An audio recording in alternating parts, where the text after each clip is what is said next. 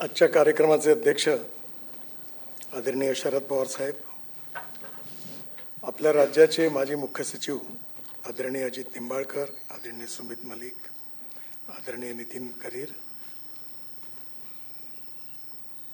शिवाजीरावांच्या बरोबर ज्यांनी नागपूरला माझ्याबरोबरही काम केलं श्री श्रीनिवास पाटील, शशिकांतजी, उपस्थित सर्व मान्यवर अतिथीगण, बंधूंना आणि भगिनींना,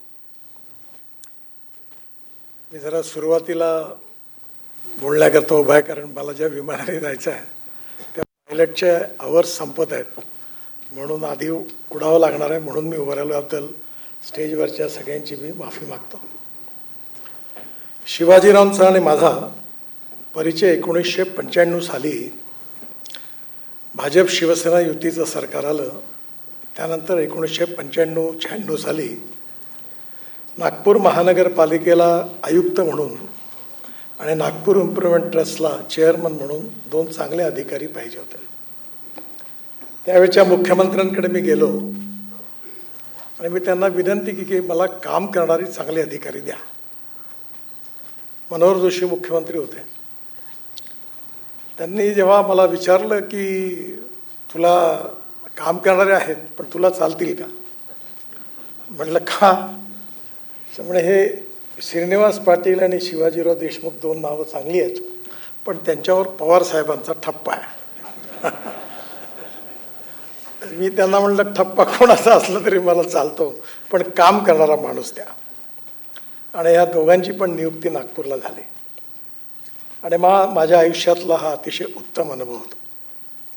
श्रीनिवास पाटील यांनी नागपूर इम्प्रुव्हमेंट ट्रस्टमध्ये त्यांच्या कालावधीत अतिशय उत्तम आणि चांगलं काम केलं आणि शिवाजीराव त्यावेळी महानगरपालिकेचे आयुक्त म्हणून त्यांनी जबाबदारी घेतली. ती यायला तयार नव्हते, पण मी त्यांना आग्रह केला, तुम्ही काळजी करू नका, म्हणजे एवढे नगरसेवक, एवढं राजकारण, म्हणलं इथे एकच आहे, माझा फोटो लावून सगळे जिंकून आलेले आहे आणि हे कोणी वर्मी कल्चर करायच्या लायकीचे नाही, तुम्ही कायद्याने काम करा, बाकी मी पाहून घेईन.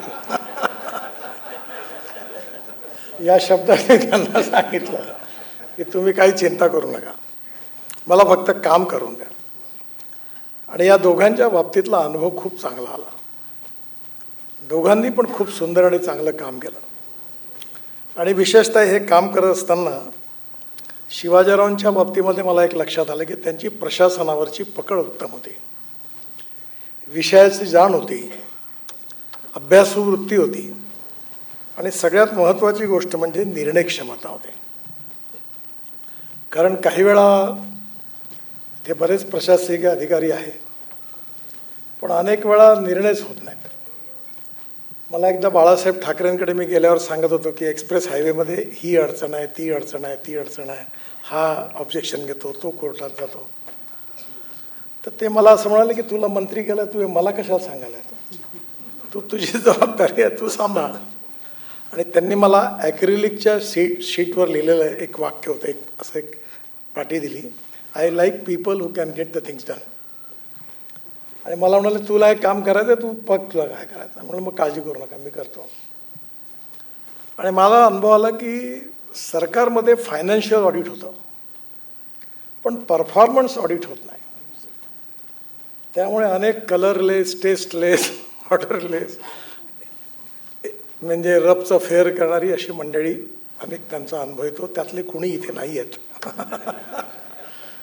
त्यामुळे निर्णय घेणं, योग्य निर्णय घेणं आणि कायद्याला न तोडता, don't break the law, bend the law up to the last limit of the breaking point, पण निर्णय झाला पाहिजे.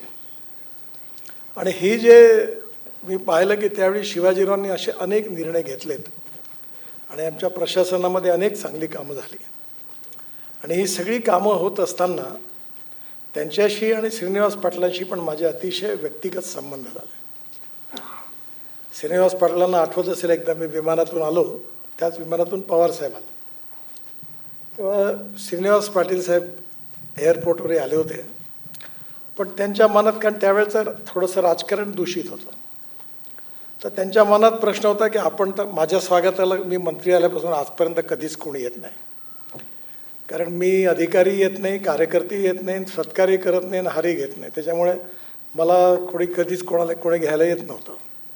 पण त्या दिवशी श्रीनिवास पाटील आल्यानंतर ते मला पाहून एकदम बाजूला झाले.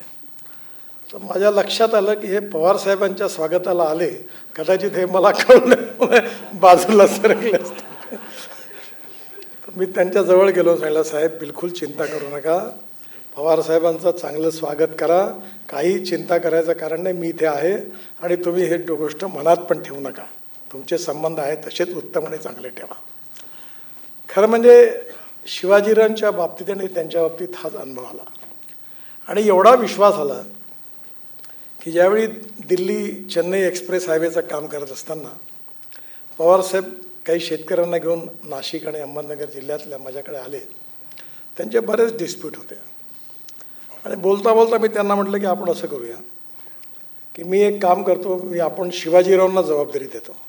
त्यावेळी ते वसंतदादा शुगर इन्स्टिट्यूटचे मुख्य संचालक होते आणि त्यांना सांगतो की तुम्ही एकदा तपासा आणि ते जे सांगतील तो निर्णय मी मान्य करेन. आणि त्याप्रमाणे शिवाजीरावांनी सगळ्या शेतकऱ्यांचं ऐकून घेतलं आणि त्यांनी मला बरोबर कायदेशीर होता तोच रिपोर्ट दिला. आणि माझा विश्वास होता की शिवाजीराव जी गोष्ट सांगतील ती अशीच सांगतील की जी कायद्याला धरून आहे, योग्य आहे आणि अचूक आहे. हा त्यांच्याबद्दलचा विश्वास माझ्या मनामध्ये होता. आणि म्हणून प्रशासनामध्ये काम करत असताना ट्रान्सपरन्सी ठेवणं, निर्णय घेणं आणि निर्णय घेत असताना लोकाभिमुख, जनताभिमुख निर्णय घेत असताना काही अंशाने काहीतरी कायदा कुठे बेंड करता तर किती लेवलपर्यंत तो बेंड केला पाहिजे विदाऊट ब्रेकिंग, याचं प्रशासकीय कौशल्य त्यांच्यामध्ये होतं. आणि त्यानंतर वसंतदादा शुगर इन्स्टिट्यूटचे ते मॅनेजमेंट म्हणून माझा संबंध आला. माझ्या आयुष्यात मी नेहमी सांगतो की भावना आणि व्यवहार याची सांगड योग्य रीतीने घातली गेली पाहिजे. मी चूक केली आणि विदर्भामध्ये 22 साखर कारखाने दिवाळखोरीत निघाल्यानंतरही मी आता 4 साखर कारखाने चालवण्याचं काम करतो. आयुष्यातली मोठी चूक झाली पण मागे हटलो नाही. मी नेहमी म्हणायचो की जो मागच्या जन्मी पाप करतो तो साखर कारखाना काढतो. याचं कारण साखर कारखान्याचं इकॉनॉमिक्स मी समजलो. परंतु यावेळी मग वसंतदादा शुगर इन्स्टिट्यूटमध्ये अनेक वेळा येत होतो. तिथल्या अनेक गोष्टी मला बघायला मिळाल्या आणि मी पवारसाहेबांना विनंती केली की वसंतदादा शुगर इन्स्टिट्यूटचा तुम्ही नागपूरलाही पण ब्रँच उघडा. त्यावेळी शिवाजीरावांवर त्यांनी जबाबदारी दिली. शिवाजीराव अतिशय मेहनती परिश्रमी आलेत, तिथे जागा शोधली आणि त्याच्यानंतर ते म्हणाले की जागेत जायला रस्ता नाही. म्हटलं मी करून देतो. तो रेल्वेचा आरोपी आहे, म्हटलं मी करून देतो, तुम्ही काळजी करू, मी जागा सिलेक्ट करा. आणि त्या ठिकाणी हे Vasantdada sugar institute, research institute खरं म्हणजे त्यांच्यामुळे सुरू झालं. अर्थात पवारसाहेबांच्या आशीर्वादामुळे, पण त्यांनी त्या ठिकाणी येऊन त्या सगळी व्यवस्था केली. त्यांच्या सगळ्या व्यक्तिमत्वामध्ये परखडपणा आहे. कारण एक गोष्ट खरी आहे की राजकारणात खरं बोलणं आणि स्पष्ट बोलणं याला मान्यता नाही आहे. आणि त्यामुळे शिवाजीरावांच्या माझ्यासोबत एक साम्य आहे. मी आजपर्यंत माझ्या जीवनात पॉलिटिकली खोटं बोललो नाही. आणि त्यामुळे मला केव्हा लोक बोलतात पण तुमचं काम होत नाही, पुन्हा भेटायला येऊ नका, दुसऱ्या नवीन कामा करताय, पण हे काम घेऊन येऊ नका, हे नाही होणार. म्हणून तुम्ही असं कशाला सांगता, करीन असं म्हणा ना, मी बघतो, मी करतो, ही भाषा राजकारणाची, म्हणून मला नाही वापरायची. आणि म्हणून शिवाजीरावांच्याही स्वभावात तो परखडपणा आहे, स्पष्टपणा आहे. आणि त्या स्पष्टपणा आणि परखडपणामध्ये स्वाभाविकपणे जेव्हा जेव्हा लोकाभिमुख दृष्टिकोन पण आहे. जर सर्वसामान्यांचं हित जोपायचं असेल तर मार्ग कसा काढला पाहिजे याची दृष्टी पण आहे. आणि अतिशय सहृदयी, कर्तबगार, प्रशासनावर पकड ठेवणारा असा एक अधिकारी म्हणून त्यांचा लौकिक असा आहे. आणि म्हणून त्यांनी आपल्या जीवनामध्ये आठवणींची ओंजळ हा त्यांचा जो जीवन प्रवास आहे, हा अनुभव कथन आहे. आणि हे खूप महत्त्वाचं आहे. आणि हे अनुभव कथन याकरता महत्त्वाचं आहे की जे रिटायर्ड झाले त्यांच्याकरता कदाचित नाही आहे, पण जे पुन्हा एकदा प्रशासकीय सेवेत येणार आहेत त्या लोकांनी मात्र या अनुभव कथन एकदा जरूर वाचलं पाहिजे. याचं कारण असं आहे की ट्रान्सपरन्सी आणि पॉझिटिव्ह वृत्ती ही प्रशासकीय अधिकाऱ्याच्या स्वभावात असली पाहिजे. मी एकदा दिल्लीमध्ये इन्फ्रास्ट्रक्चर कमिटीचा चेअरमन आहे. माझ्या आधी 5-7 डिपार्टमेंट्स आहेत. एक मोठ्या डिपार्टमेंटचे एक मोठे अधिकारी आहेत आणि दरवेळेला मीटिंग व्हायची आणि दरवेळेला ते मला सांगायचे की पुढच्या वेळी मी काम करतो. 3 मीटिंग झाल्यावर 4थ्या मीटिंगमध्ये मला राहवलं नाही. फार मोठे अधिकारी होते, त्यांचं पदही खूप मोठं होतं. मी म्हणलं, साहेब तुम्ही कोणत्या मजल्यावर येता माहिती आहे का? म्हणे 6व्या मजल्यावर. म्हणलं हे 3दा मीटिंग झाली, हा काही करमणुकीचा कार्यक्रम आहे का? एंटरटेनमेंट आहे का? पुढच्या वेळी तुम्ही जर हे प्रश्न सोडवून नाही आणले तर तुम्ही जिन्यानी जाणार नाही, लिफ्टनी पण जाणार नाही आणि ही जी खिडकी उघडली आहे म्हणलं इथूनच तुम्हाला खाली फेकेन म्हटलं. ते म्हणाले नाही, मी पुढच्या वेळी पूर्ण करून येणार, काम झालं पाहिजे. आणि म्हणून शिवाजीरावांच्या बाबतीत पेंडन्सी हा विषय कधी नव्हता. निर्णय क्षमता, अचूक निर्णय आणि टाईम, एक गोष्ट खूप महत्त्वाची आहे आणि ती मी बोलतो याबद्दल आपण सगळे प्रशासकीय सेवेतून आला असल्यामुळे आपल्याबद्दल नाही बोलत, पण ती फार महत्त्वाची गोष्ट आहे की ज्या माणसाला 1 तारखेला पगार मिळतो त्याला वेळेचं बिलकुल महत्त्व नसतं. 3-3 महिने 4-4 महिने निर्णय घेत नाही आणि फाईल दाबून ठेवतो. मी आमच्या एका अधिकाऱ्याला म्हटलं, तुमच्यासारखा थोर माणूस नाही हो म्हटलं. म्हणे काय झालं? म्हणे साहेब, म्हटलं तुमचं पत्नीपेक्षाही फाईलवर खूप प्रेम आहे म्हटलं. जे दाबून ठेवता ते कधी बाहेरच निघत नाही. काहीतरी निर्णय करा. हो म्हणायचं तर हो म्हणा, नाही म्हणायचं तर नाही म्हणा, पण निर्णय तर करा. आणि त्यामुळे शिवाजीरावांच्या बाबतीमध्ये हे सगळ्या गोष्टी मी जवळून बघितल्या. एखादं काम होत नसेल तर ते सांगायचे की यात ही अडचण आहे, करणं योग्य नाही आहे. आणि म्हणून अतिशय उत्तम, कर्तबगार, ट्रान्सपरंट आणि नॉन करप्ट. राजकारणाबद्दल बोलायची आता काही सोय नाही आहे, पण आता प्रशासनाबद्दलही फार काही आत्मविश्वासाने सांगता येत नाही अशी स्थिती आहे.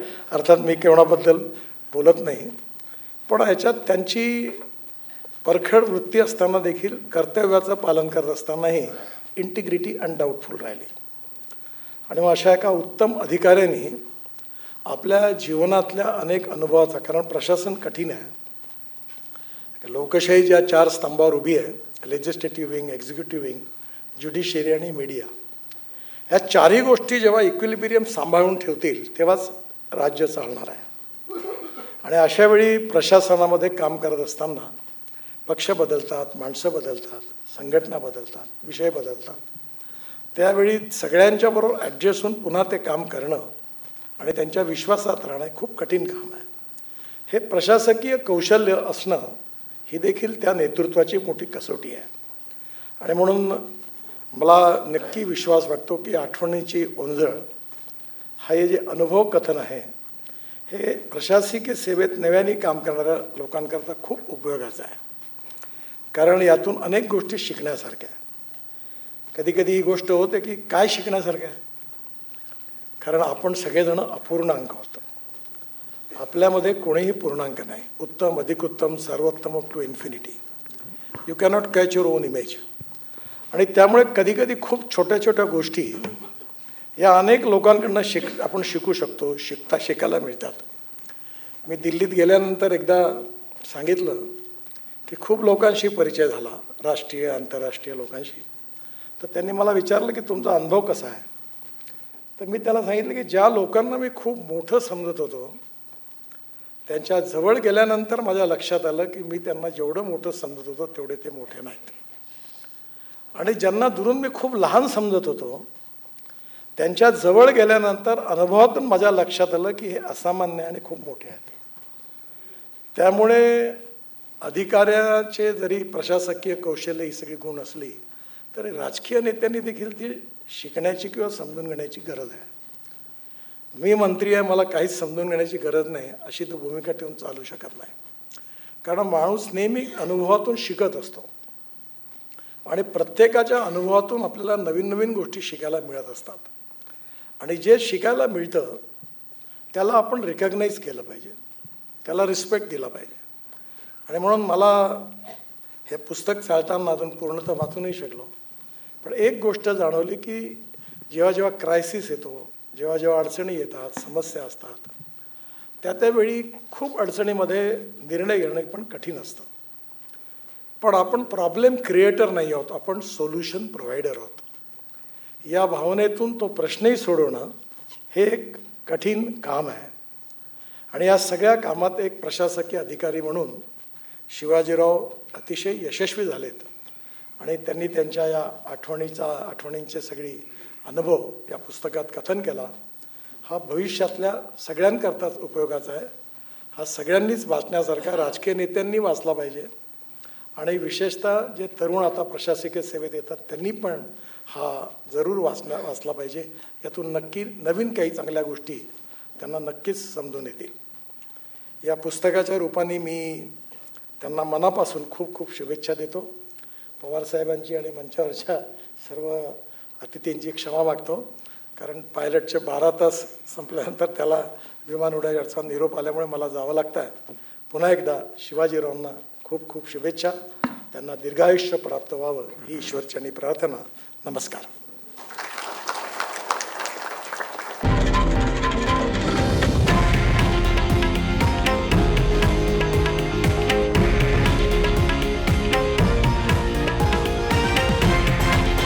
हे आहे देशातील नंबर 1 न्यूज नेटवर्क आणि आपण पाहत आहात TV9 मराठी, एकमेव.